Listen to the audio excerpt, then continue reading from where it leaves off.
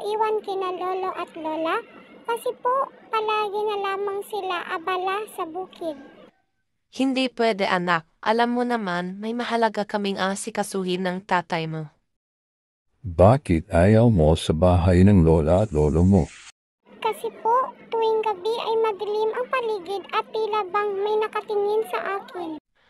Imahinasyon mo lang yan, Loisa. Hindi po, inay. Totoo po ang sinasabi ko. Kung sa ganon, tandaan mo lang ang mga habiling ko sa iyo na tuwing nag-iisa ay laging magdasal dahil mahal ng Panginoon ang mga batang madalasin at sasamahan kanya kahit saan ka magpunta. Sa lakasan mo lang ang loob mo, hindi sa lahat ng oras ay kasama mo kami. Opo, itay. Bumabiyahe ang mag-anak papuntang probinsya kung saan nakatira ang lolo at lola ni Loisa.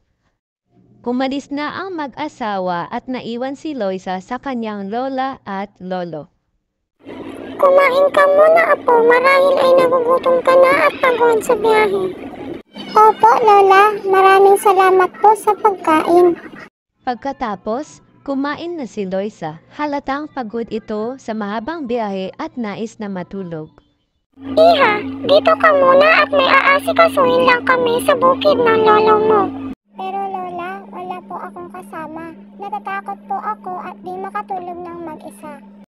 Huwag kang mag-alala. Sandali lamang kami at babalik bago magtakip silim.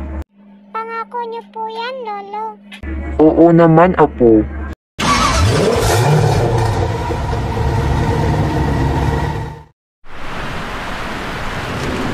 Lumipas na ang takip silim at hindi pa rin bumabalik ang lola at lola ni Loisa.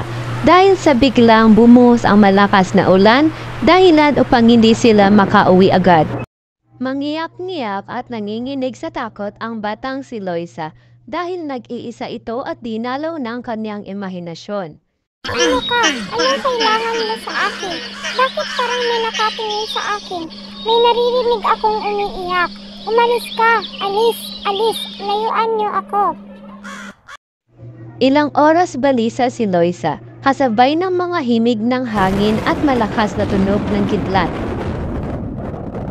Nakita niya ang larawan ng kanyang magulang at naalala ang payo ng kanyang ama. Hindi ako takot. Hindi ako nag-iisa. Kasama ko ang Panginoon at hindi niya ako pababayaan. Sa isip ko lang kayo, hindi kayo totoo. Isang malaking imahinasyon. Nagsimulang magdasal ang bata at napawi lahat ng takot at hindi na malayang nakatulog ito ng mag-isa.